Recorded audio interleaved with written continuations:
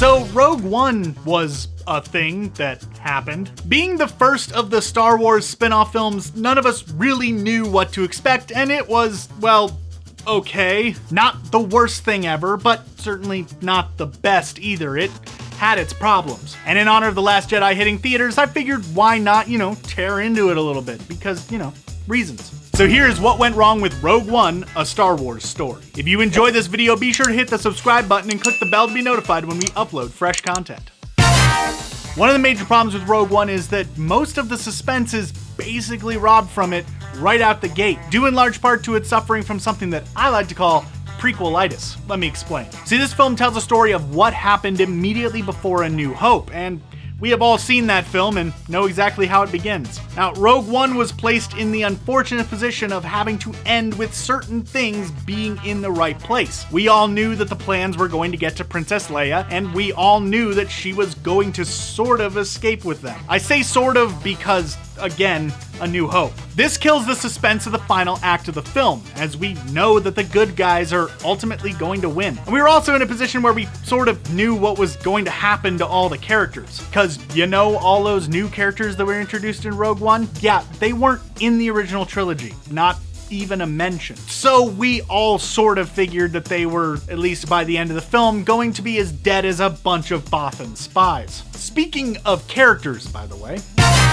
so the characters in this film, they, how do I put this? They sucked. Perhaps my biggest problem with Rogue One is the almost complete lack of character development that we see. Throughout the entirety of the film, we aren't really given many reasons to care about the cast. And as such, when they die, it doesn't really matter. For instance, when Chirrut died, my only response was, oh no, they killed the cool Force dude. I even have trouble remembering most of the characters' names. I actually had to look up Chirrut for this video. They just don't really have anything about their characters that make them memorable outside of a few basic traits. There's the Force dude, his gun guy bodyguard, pilot, and the rebel person. Yeah, those guys.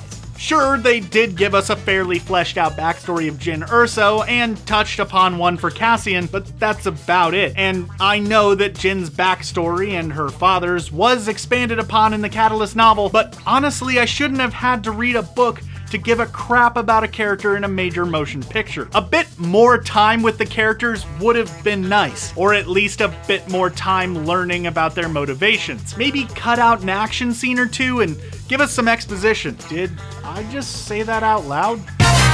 Finally, we come to a problem with this film that is becoming more and more common in the industry these days, that being reshoots. Watching the trailers for Rogue One, we can clearly see shots that just were not in the final film. And these shots were some of the most exciting parts. So where did the shots go? They were replaced by reshoots. Now, I'm not going to sit here and say that the original film would have been better than what we got, as we'll probably never know, because come on, we all know that Disney won't let us see it ever. The problem though is that as we see more and more films being made by committee as opposed to by filmmakers, we may start to lose something in the process. And yes, reshoots have long been a part of the filmmaking process, but not to the extent that we see with Rogue One. For all intents and purposes, it seems like we wound up with an entirely different third act than what was initially intended. No shots of Jyn running with the plans across the shores of Scarif as walkers blast away in the background. No shot of her facing off against a TIE fighter on top of the communication tower. And even the tone of the trailer sells us a potentially different ending of the film. The ominous,